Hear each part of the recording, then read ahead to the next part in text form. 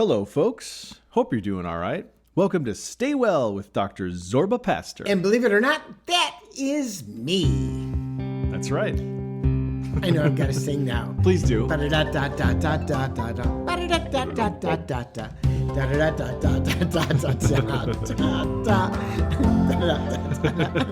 You're warmed up. You know, it rings You're in my singing. mind just over and over.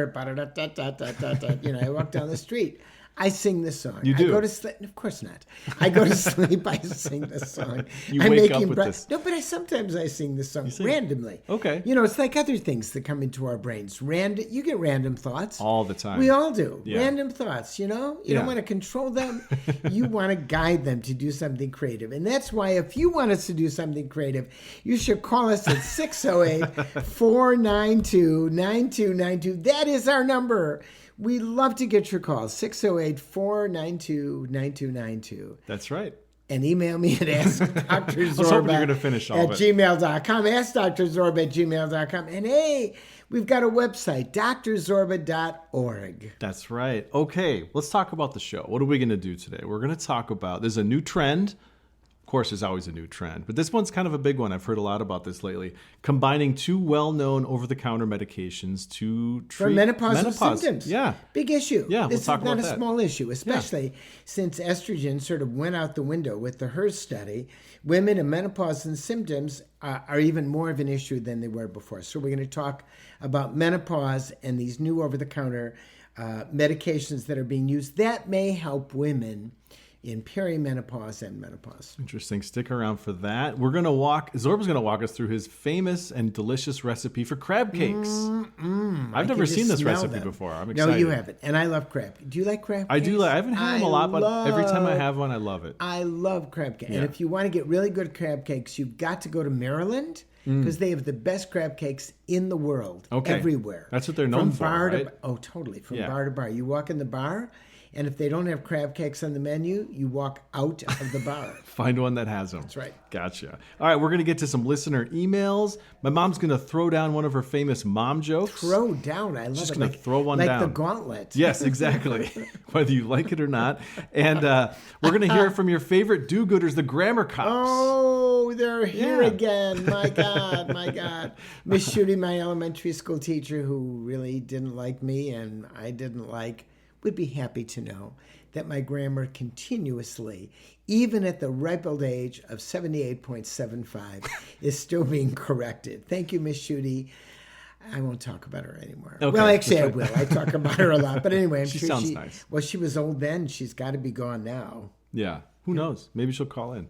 And if you want to call in, if you have a question for From the good the dead. yeah, you never You know, know. the From vampire. beyond the Oh, grave. God. Call. This is actually a live phone number, not a dead number. This is 608-492-9292. I know we say the number a lot, and we say it because we love your calls. So Absolutely, call we love anytime. your calls. Leave we us a love to message. Hear your calls, whether or not you want to be on the air or not. We love the messages from your calls. We use them all the time, and frankly, they really help us get an idea of what people want to hear on the show. Sure. They Yep. should. All right, let's jump right into it here. This is our healthy living topic. There's a lot of online chatter lately about combining Pepcid and Allegra, or sometimes Zyrtec, to try to manage menopause symptoms, and a list of other things like brain fog, chronic pain, anxiety, you name it. People are trying this for a lot of different things. Have you been following this, Zorba? And what do you think of this? What do you think of this? Well, so first of all, let's look at H1 and H2 blockers. Sure. They're very, very different. So the H1 blocker is your typical antihistamine. When I was a kid, drugs called Benadryl, which, by the way, puts you to sleep. That's the most common drug that's used in over-the-counter sleeping pills. Doxylamine is another H1 blocker that's also used, puts you to sleep. And then lo and behold, about 25, 30 years later, we had the non-sedating antihistamines, Claritin, Allegra, and Zyrtec, all generic right now, inexpensive. They were great because they were H1 blockers and they didn't put you to sleep. And I don't know if did you ever take an over-the-counter antihistamine to go to sleep? Not really. I guess I've tried Benadryl. Sometimes it would have the opposite effect on me, and it would keep me awake. Well, so I sometimes stopped it keeps doing that. people awake. Yeah. And then for me, if I take it, it gives me a hangover. Oh. So it used to be you could take an antihistamine to get rid of your allergic reaction, but then the antihistamine itself was awful, and you had to decide, am I going to go to sleep or sneeze? It was a weird kind of a thing. Then the non-sedating antihistamines came in. Okay, so Allegra again, Claritin, and Zyrtec. Now, H2 blockers are a different class, but a similar mechanism. The Zantac was the initial drug actually was Tagamet. Then you had Zantac, which became generic. And now you have a Pepcid, famotidine. Zantac was ranitidine. It's not really on the market very much anymore. But anyway, famotidine, which is Pepcid. And so that's a completely different thing, but it's in a similar analogous category. So lo and behold, people decided, why don't we try these together for menopausal symptoms? So H1 and H2 blockers, taking basically Zyrtec, Claritin, or Allegra, plus famotidine, which is Pepcid, Sure. a name brand, and another one. And they found out, hey, some of my symptoms are getting better. My hot flashes are getting better. My flushes are getting better. My brain fog is getting better. So does this work or does this not work? Well, first of all, let's look back for a minute. The basic thing that gets rid of menopausal symptoms is taking estrogen. So for a long time in medicine, we basically were giving every woman estrogen who wanted it. Why? We said it's good for your bones, good for your brain, good for everything. And it turned out, according to the HERS 2 study, that may or may not have been right. It may have been good for breast cancer. In other words, causing breast cancer. Yeah. So there was a drop about 20 years ago because of this study called the HERS study, number 1 and number 2. In estrogen and other estrogen-like products, Premarin was one of them, to a drop in that because they discovered, lo and behold, it may produce breast cancer. Well, that study has now been put into question. We're going to put that off to the side for a minute because that's a whole different podcast that I'll do. But in the end, women stopped taking estrogen, and lo and behold, they would get menopausal symptoms. Now, let's talk about menopause for just a second. Menopausal symptoms for a woman who has it are awful. Hot flashes in the middle of anything, flushing, a brain fog, skin itching can be incredibly destructive. Now, for some women, they just continue for 3 to 6 months, and you deal with that for 3 to 6 months. For other women, they last for 1 year, 2 years, 3 years, 4 years. Like 30% of the women still have these symptoms 4 years later. And a certain percentage of the women, to be determined, TBD, have it for the rest of their lives. Wow, that sounds terrible. Terrible. So all of a sudden you're doing something, maybe you're watching a grandchild's event at school, they're playing, we'll say, the bassoon, and you start sweating, and you go, what's going on here? Is it hot in here? And it's not. It's your menopausal symptoms. So anything that we can do to get rid of them. Now, a drug that can be useful for menopausal symptoms happens to be Prozac. Antidepressants, one of those drugs that RFK Jr. wants to get off the market because he thinks that they're awful. Right. He thinks, let's get rid of antidepressants. We can do it as a country. Get over your depression by yourself. And of course, we know that's rubbish.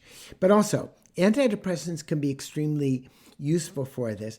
And some women take them and they're useful, but some women do not want to be on an antidepressant. They don't want to be on a drug like that. So lo and behold, someone, let me tell you, was not a doctor, was taking Pepcid as an example and taking, Allegra, and noticed that her symptoms were less for menopause. And that's where I think crowdsourcing really came in. And I think, Carl, you've looked this up. This has become quite viral on the net. It is. It's everywhere. It's all over TikTok. Not that I'm on TikTok a lot, but part of this job doing the podcast, I got to kind of keep tabs on what's trending right now in the health world. And this has been talked about a lot lately in the past few weeks. And the reality is, there's no harm, no foul.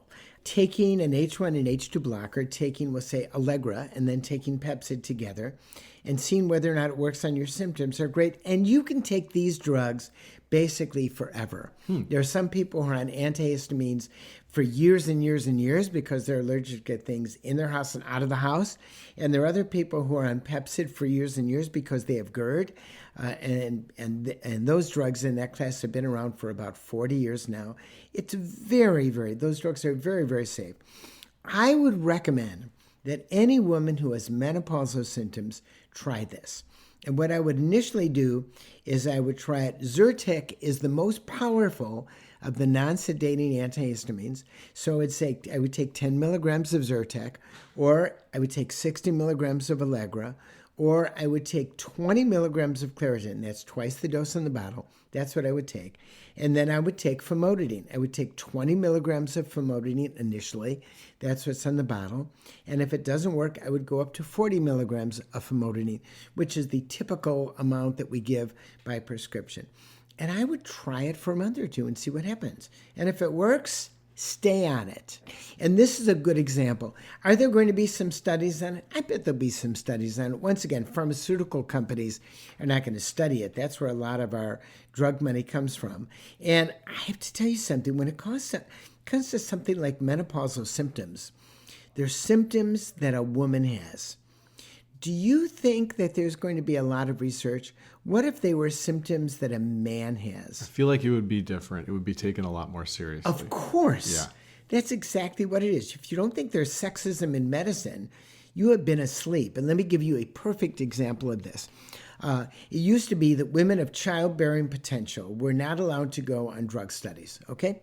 So a younger woman of childbearing potential, even if they were on birth control pills, even if they said, we're not having sex, even if they were lesbians, they were having sex, but not trying to get pregnant because there was no sperm involved, they were still not allowed to go on on studies, studies of new pharmaceuticals, because the FDA in its infinite wisdom said, no, you can't do that. The drug company said, you can't do it because there's always a risk all of a sudden you're going to have unprotected sex with someone and get pregnant on the drug studies, even if you took the responsibility of that.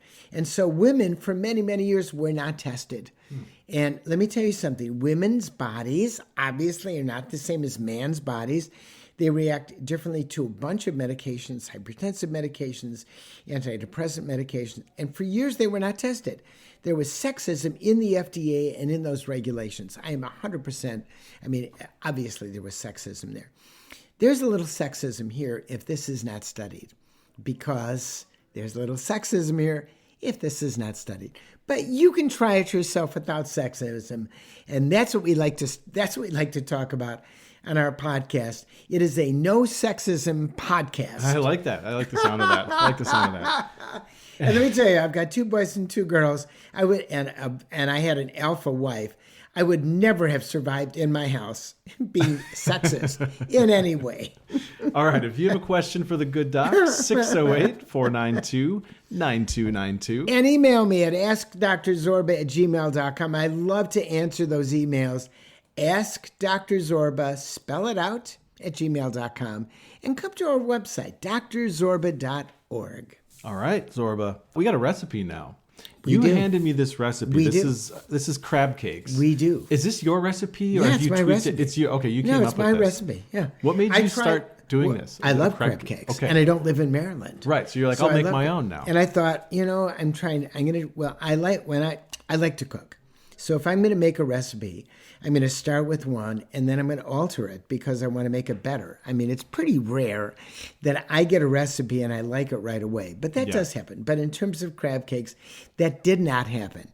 Okay, you start out with 1 pound of crab meat. You want to have fresh crab meat. Right. Can be in a container that says fresh until, but you don't want to get crab meat out of a can that's been cooked. And you don't want, obviously, imitation crab. No, you don't want imitation crab meat. Yeah. It's not going to say. Yeah. So you're going to have to pay a little more money. It's going to be $15 or something like that. And I go to a number of stores. I go to Trader Joe's. I can sometimes find it at Costco. I can find it at Woodman's in town in Madison every so often. But I want it. And there's crab meat that has claw crab meat and non-claw crab meat. Doesn't make a difference. Crab meat is crab. Okay. Got it. An egg. A beaten egg. 1 beaten egg. Okay. Old Bay seasoning, critically important. Old Bay is a combination of seasoning. Do you know what the combinations are in Old Bay? You tell me. I don't know. I don't know either. You know what? I do don't know know. I either. did look up Old Bay. Go So ahead. I Go ahead. have a little sidebar. Go for it. Little tangent about Go Old for it. Bay. I looked it up. So Gustav Brunn. He was a spice wholesaler in Germany. Mm-hmm. He was briefly held in the Buchenwald concentration camp. This is Really? in 1938. Wow. He got It's a new- captured during Kristallnacht. And before he secured a visa to the U.S., according to his son, Gustav's wife successfully bribed several Nazi soldiers into letting him go. Sure. That's how it unharmed. worked. So he escapes. So he and his family, they flee to the United States and they end up in Baltimore. There, he only brought with him spice grinder, like a small spice grinder. Hand. He founded, hand, that's right. And he founded the Baltimore Spice Company and produced a spice mix called, quote, Delicious Brand Shrimp and Crab Seasoning, which he later... Not a great name. It doesn't really roll off the tongue. He renamed it Old Bay, and it was named after a passenger ship line that sailed across the Chesapeake Bay between Maryland and Virginia in the early 1900s. Cool. Then, much later in the 1990s, McCormick, of course, bought it, and that's Old Bay. And that's Old Bay. There's our Old Bay. But that's a good history. And it's a bunch of seasonings. I don't have it in front of me. Cumin being one of them. Yeah, there's that's gotta some be in there. paprika. There's a little bit of salt. But it really is unique. I love Old Bay seasoning. I really do. I've tried other seasonings. Old Bay is great. So Gotta be. 2 little tea of Old Bay. 2 tablespoonfuls of mayo. Okay. So what mayo do you get? Just whatever there is, I guess. Do you do Hellman's? I do Hellman's or I Okay. do Dick's. Oh, okay. Dick's has a little lemon flavor, slightly little lemon A flavor. little to it. zest to it. Nice. Yeah, kind of a little zest, a little Okay. bit of a zest. But Hellman's. But I don't buy generic. Okay. Do you ever buy generic? I have in the past, but not usually. When did you buy it in the past? Like when you had no money and you were a Probably in student? college, and Yeah, I what was did it trying to make taste like? tuna salad. I mean, mayo, I've never been a huge fan of mayo, so to me, mayo is mayo. I never no, get mayo on a it's not the sandwich. I don't case. like it. No. See, you're a non-mayo person. Not a mayo person. We have to end this podcast at this particular time. Half teaspoon of lemon juice. Okay. Half Would a you little use tea. reconstituted or fresh? No, I've been doing the show with you long enough to know That's fresh lemon juice. Yeah, there is Always. there is no comparison. No. The reconstituted, I'm sorry, it doesn't work. Teaspoon of Worcestershire sauce. All right, little tea Worcestershire. Why do you think it's spelled Worcester? I will but never pronounced understand Worcestershire? it. I don't know. What do you It's get? a British thing, Which right? Worcestershire to get? I don't know. Lee and Perkins? You're just... That's the brand to get. Is it? Oh, yes, Lee and Perkins. French's is too salty. Doesn't Okay. taste very good. Lee and Perkins Worcestershire sauce. Lee and Perkins. It's the only one to get. Okay. Clearly, I cook more than you get. Way more than I do. I don't have any history on Liam Perkins, by the way. That's right, Worcestershire. A tablespoonful of Dijon mustard. Okay, Big T Dijon. And you get the name brand. Okay, what would that be? Grey Poupon? I think Grey Poupon. That's Okay, right. Yeah, because gotcha. there's a difference. Yeah. Teaspoon of dry mustard. I get French's dry mustard. I think the generic is probably okay, but I get French's. Little T dry mustard? And some hot flakes. Hot flakes. Okay. Yeah, hot Those flakes. come in like they a jar. Can put on the pizza. Oh, sure. Red Devils. My friend's Red Devil. dad Yeah, called little, them Red little Devils. dash. Yeah, Okay. okay. Here's how complex it is. Take and mix all of those ingredients together. Then mix in a crab. Okay? Put the crab in. Well, you mix it in. Now I have a suggestion. Do you have those black nitrate-free gloves I don't think so. that you see people I see, have yeah. now in restaurants? Yeah, I don't Buy have them. any. Really?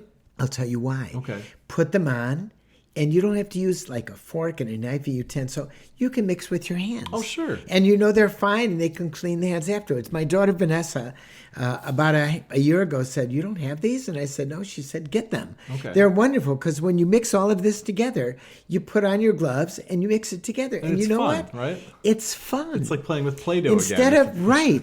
instead of like with the fish and this, but there's a reason to do this. You don't want to mix it too much because you want to have the crab texture remain stable. Ah, okay. If you mix it with a fork, you're more likely to disturb the texture of the crab. You basically just want to mix it together so that you can make patties afterwards. So you mix it together, and then you fold in 3/4 of a cup of panko. Gotcha. Once again, the whole idea is to keep it loose enough, but not too loose so it falls apart when you're going to fry it, okay? Okay. Got to let it sit for 30 minutes, shove it in the refrigerator, put some wax paper or something like that on top of it. You don't really have to, but if you have wax paper, put it in the refrigerator. It'll firm up a little bit, and then you saute it to your liking, which is usually about 5 minutes on each side, in canola oil or olive oil at just about the time when the oil begins to, what is it called? When the little bubbles Spatter? come. Spatter. Spatter? Well, you don't want to spatter. You don't want to spatter. Pre-spatter. Pre-spatter. That's what you do. Anyway, want a copy of today? That's what you used to say. I know. Send us a letter. We'll Send us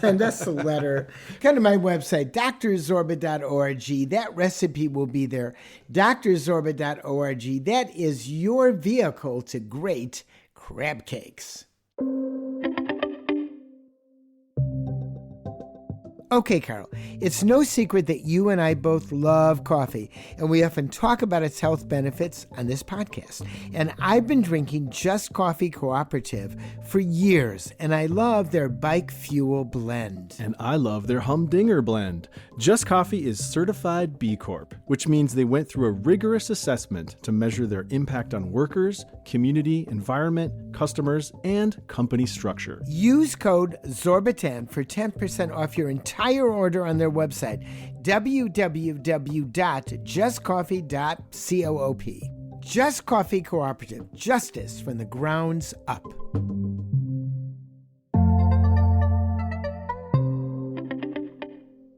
Okay, Zorba, let's take a listener email now. This came from a listener named Lynn in Webster, Wisconsin, who writes, Dr. Zorba, I appreciate your commitment to good medical advice via WPR and now your podcast. Thank you. I'm a 70-year-old female with all original body parts. You like that? I like that. I like it. I like it. Lynn says, that's the good news. I'm very active and play pickleball 3 days a week and ping pong 2 days a week. She must be in a ping pong league. I was going to say that. It's all the same sound. Ping, ping, yeah. ping, ping, ping. A lot of paddle sports going on. That sounds fun. She says, I walk 3 miles the other 2 days. I cook and eat relatively healthy and have just recently developed higher blood pressure and cholesterol, so I take medication for both. Okay. I'm happily married with kids and grandkids, in addition to friends and faith. This is kind of like perfect. It's just I mean, great you're life doing a going lot here. of stuff, and you're doing stuff. You've got friends and family. You're doing exercise, like to doing. Go on. So what's wrong? There's Right? What could go? That's There's right. always something. What could possibly go wrong? That's right. I haven't heard the rest of it. Now we'll find out what's the rest of the story. Oh, I remember that. Yeah. Who was that guy? Anyways, all right, let's talk about this story. This is Lynn continues. I've also had rheumatoid arthritis for 26 years, but it is managed and does not slow me down. Super. I'm grateful for a full life. But, ... Since menopause, I've had major trouble with sleep, like most women I know. For me, the problem is that I cannot fall asleep. I've tried all the behavioral stuff, so meditation, counseling, nightly bedtime routine, reading, no screens, dark, cool room, no food or drink after 7, and we have zero technology or TV in our bedroom, not even my cell phone. So I asked my PA for help. I tried Benadryl, melatonin, trazodone, muscle relaxers, and even Ambien. They all did the opposite, and they kept me awake all night. Wow. So finally, I found Lunesta, 2 milligrams, and that works very well most nights. If I don't take it when I go to bed, I'm awake for 2 to 4 hours and exhausted the next day. I read that Lunesta should only be taken for a short time. I've taken it for 8 years, and I'm worried because it's addictive and not sure it is quality sleep based on what I've read. My primary doc says it's more important that I sleep. What do you think I should do? Well, first of all, quality sleep, if you're sleeping and you're waking up, then that's quality sleep. And you're feeling good, that's quality sleep. We wear sleep trackers and sleep watchers, and I find it very interesting. Some nights, well, first of all, I get up, Mother Nature calls me in the middle of the night, and sometimes more than once. And I'm always amazed how my sleep score on my Aura Ring or my Apple Fitness app tells me either I've had a restful night's sleep or not, and it doesn't correspond to my reality. So that's part of the issue. Part of the issue is don't pay attention to those devices if they're different from the way you feel. So if you feel like you're good when you wake up, that's one thing. Now, as for Lunesta, like Ambien, those drugs can become habit-forming. There's no doubt about that. It's habit-forming with you. You've taken it for 8 years. It seems to be working. You're right. Your primary care doctor, in this case, primary care clinician, your PA said it's more important to get a good night's sleep. I think that's good. But with that in mind, I would try the viral things that we just talked about, the H1, H2 blocker, and see whether or not that makes a difference for you. So see whether or not 10 milligrams of Zyrtec and 40 milligrams of famotidine, which is Pepcid, or 20 milligrams of Zyrtec and 40 milligrams of famotidine. See whether or not that helps you. Now, I do want to tell you something. If you're taking Lunesta every night and you were to stop, you will go through withdrawal for 5 to 7 days, maybe even 10 days. Really? It's because it's not as if you're withdrawing from the drug, but your body's sleep receptors, wherever they are in the reticular activating system in the brain and other places, is going to say, wait a minute, where's my Lunesta? So in other words, if you stop it, you sort of have to taper off of it, and you won't do that well for a week or two, even after you stop it. So I tell people, if you want to stop it and you've been taking it every day, take it every other day for about a week. After you feel okay after a week, then stop it completely and realize for the next 5 to 7 days, you are going to have very fragmented sleep. That's the reality is because you have been pushing those receptors hard with this medication. And then see whether or not the H1 and H2 blockers will make a difference. The other thing is you haven't mentioned whether or not you've tried gabapentin. Gabapentin 300 to 600 milligrams a day can also help you with sleep. It's a drug we do for chronic pain. It's a drug that was given for seizures. We give the drug for many, many different things, and sometimes gabapentin will work too. But I do agree with your clinician. If you've got rheumatoid arthritis, you're doing everything you like to, you've got to have a good night's sleep. If there's side effects, well, there are a lot of side effects from not sleeping. So you've got to make a decision with your clinician of what is best for you. That sounds like great advice. She tried a lot of things, but you found She the did. one I got thing other she didn't things. try. That's Yeah, right. yeah. She tried. Sounds Well, like- she tried a lot of over-the-counter things, and then she tried trazodone, which is one of the drugs we give. It's an antidepressant that we give for sleep. And there is another antidepressant called doxepin, Doxepin, 10 milligrams, that we also give that. But I would go to the gabapentin and try that if you decide you want to get off the Lunesta. But once again, that's going to take a bit of effort on your part and a bit of withdrawal. All right. Do you have a healthy living question for the good doc? You can post on our Facebook page. You can email askdrzorba@gmail.com, or you can call the show anytime at 608-492-9292. And you can go to our website, drzorba.org, and you can see lots of good stuff on that website. Lots of good information. A lot of good stuff. By the way, I love answering questions, whether you leave something on email, leave a question on email, or you leave a question on our phone. I love answering them, and that's what our podcast is about. And our podcast is also about just my mom's jokes, right? Oh, right. Isn't that why we started this That's podcast? right, that's just so right. we could give her a platform to be funny? Platform for her jokes. That's right. So that's right. Yeah, time for another mom joke. She's been waiting for years Yes, to finally do this. she had to wait for the kids to get out of the house, She's not exactly a stand-up comedian, but on a podcast, she can do a good job. I think this is why she decided to have me as a kid. Yeah, as a she child. was like, You mean have you as a child? This is a long plan. In other words, her long plan is let me have a kid so I can do mom jokes when I'm older. Exactly. Yeah. Someday there'll be this thing called podcasting. Your brain works in strange and unusual ways. Let's hear one of her mom jokes right now. Mom jokes. I lost a bet and was supposed to drink a gallon of grape juice, but I decided not to. I totally welched. That's really good. Welch's grape juice? That's really good. You know something? As I have said before, she is a She is stand-up so good. comedian. Yeah, she's so good. Thanks, Mom.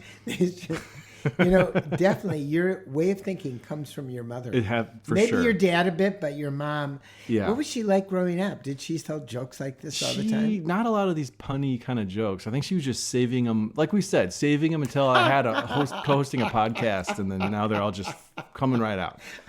The floodgates have opened. Okay, Zorba, let's do. Want to do another listener email? Oh God, yeah, go ahead. Okay. Oh God, another one. No, this is from. Oh a my listener. God, another email? email. Oh. No, listeners, he loves answering these. He really does. He does. I do. This is from Tom, who writes, "Hi, Dr. Pastor. I've always enjoyed your medical advice columns and do look forward to them every Sunday.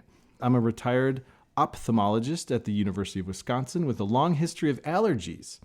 I was on a nasal spray for maybe 10 years. Last year, I saw my eye doctor and was found to have glaucoma in both eyes.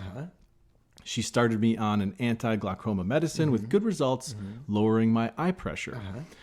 I'm in my late 80s, which is an unusual time to develop glaucoma, especially with some early visual field changes. Thinking about it, I wondered about the steroid nasal spray. We know that steroids, especially steroid eye drops, are related. So we decided to stop the nasal spray as well as the anti-glaucoma meds. Within a month or so, my eye pressures returned to normal.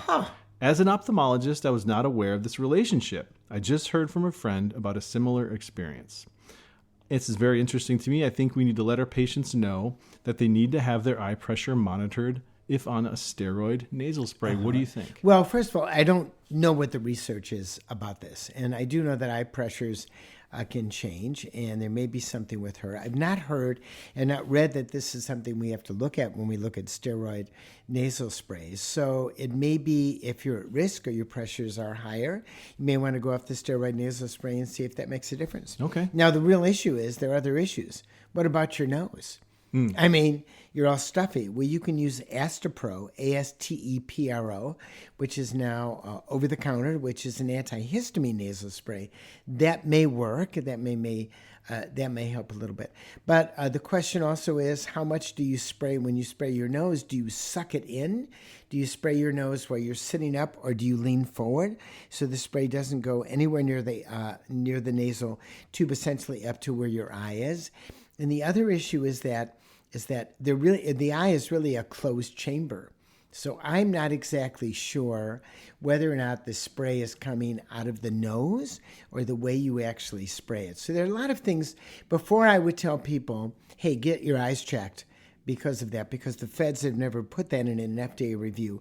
Before I would do that, I would say you need to look at more research. But given that, if you've got glaucoma and you're at your ophthalmologist, you may say, look, I would like to know whether or not that makes a difference if I stop my steroid spray, and then you'd have to come in, stop the spray, come in 3 months later, because you got to give it a good period of time to see if it works, and get your pressure checked and see whether or not it affects you. You know, when we look at things overall, it's a bell-shaped curve, but there are individual differences. So it's possible in this case, the spray really affected her eyes. Maybe yes, maybe no. You'd have to restart it and stop it a few times, or it may be a class effect. But right now, the FDA has not said it's a class effect. Otherwise, we in primary care would know, be careful with people with glaucoma getting this nasal spray, and that has not been a black box warning on steroid nasal sprays. Okay. That was a long thing I just went through. Well, it was good. It all made sense to me. Well, that's really what I try to do on the podcast, is give you an idea of what the thinking is versus, hey, you have to do this or not do this.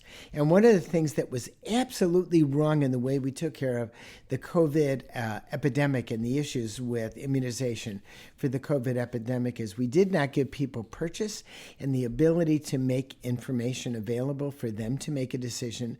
We just said, you have to do this because it's important and follow what I say. There were things that we did wrong. I think pretty much everyone in the public health realm will say we didn't do it the right way because we had so much backlash.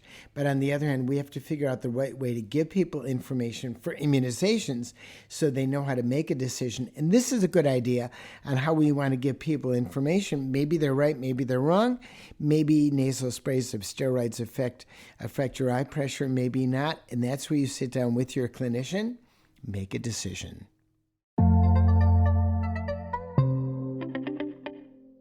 Okay, Zorba.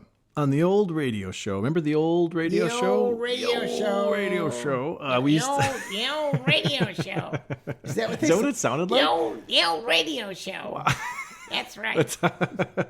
Trying to be like, Cisco, and I can't remember when I was a kid. Siskel and Ebert? No. I'm talking about a 1950s show. Oh. Cisco and the Cisco Kid? yes, the Cisco Okay. Kid. And they used to talk like that. There'd be Gabby. There'd be Gabby Hayes. Okay. That's who it was. I don't know if he was I don't on know. this. This is going over Gabby my head. Hayes. He was an old guy and talked like this. He was probably 50 and he just talked like that.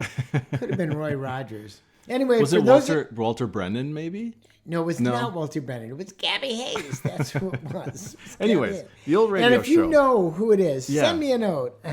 Ask Dr. Zorba at gmail.com. I would like to know who that was, but please go on. Okay, I'll go on. There was a recurring segment we did called the Grammar Police. Yeah, that's correct. We changed it now. We did. We changed it. Cops. Because we're not on the radio. Now we're in a podcast. Yeah. Podcasts are cops. Yeah. It's Smaller more of a- word. Yeah. Cops. Police That's listen to the WPR. That's right. Cops, Cops listen to listen to podcasts. podcasts. That's the lesson here. Right. We know that. We know this. This is a fact. Go ahead. It's Anyways, okay. so yeah, this Put is on the music. This is from the Grammar. The Cops. music Hit is the button, great. Carl. We got a grammar situation here. Grab a cop. Watch your grammar. Grab a cop. Watch your grammar. Watch your grammar, folks. I love it. It's been a while. We haven't heard that one in a while. Actually, Zorba, this is from the Lawn Police. Oh, okay. They're also known as the Grass Gumshoes, the Fescue 5-0, the Backyard Bobbies, the Field Fuzz, the Pasture Popo, the Boys and Girls in Green. Should I stop? It's too many. It's too many. Actually, this is from Sarah. I like it. Sarah writes. You "Hi-" came up with all of those? Yeah, that's what I do in my free time. what you do. Sarah says, "Hi, Doc. Just wanted to The clarify." boys and girls in green? Yeah, that's good. I like okay, that. right? That's not bad. Sarah says, "Hi, Doc. I just wanted to clarify something. A pesticide. We were talking about pesticides on your grass. A pesticide is for insects, and an herbicide is what kills weeds." Mm-hmm. And then she at the end says, "Live the show." And I love when they have when the grammar cops have a typo in their email. That's why Live the she meant to show. write "love the show." Live the show. I love Live it. the show. So See? I love when the See, grammar it's the cops typo screw up. Yeah. crops. The typo cops, not typo crops. crops. That's right. So I probably said pesticide instead of herbicide. Right. Herbicide instead of pesticide, But or neither one. Here's the thing. So I used to spray. I think I told you this. I used to work for a landscaping company You way did. back long. That's So I right. would spray weed killer on lawns all the time. Yeah. So I think I knew. I kind of knew this, but I looked it up just in case. In case my memory was clouded by the chemicals. So technically, you and Sarah are both correct. This is from the National Institute of Environmental Health Sciences. Oh, okay. They say a pesticide is any substance used to kill, repel, or control certain forms of plant or animal life that are really? considered to be pests. Oh, Pesticides. How about people? Yeah. If you want to control people, would you use a pesticide? I don't know. Or an herbicide? I think I'd just use a cell phone. Pesticides include herbicides. Sorry, I had to get that in there. Pesticides include herbicides for destroying weeds and other unwanted vegetations. Thank you. So, Zorba, basically, herbicide falls under the umbrella That's great. term That's pesticide. Great. That's great. Right. Always good to correct the grammar cops. Always good. Always good. Thank you, grammar Sarah, cops. thank you. Keep We it coming. appreciate it. Thank Keep you, it going. Sarah. Does Zorba need a visit from the long arm of the lawn? Email your violation to askdrzorba@gmail.com. What else can they do? Or call us at 608-492-9292. That's 608-492-9292. Yeah, that's the number. And we got to wrap this one up. Yes, we do. What did we learn today? We talked about Pepcid, mixing Pepcid and Allegra or Zyrtec. Right, we talked about menopausal symptoms, Yeah. what they are, how you may be able to handle them with over-the-counter medications that are very, very safe. Gotcha. We went through your crab cake recipe. Can't wait to try that. Talked about insomnia. Yes. Heard a mom joke. We Yes. talked about steroid nasal sprays and glaucoma. And we just heard from the lawn cops. Yes, lawn cops. Yeah, That's right. they're the That's best. right. That's right.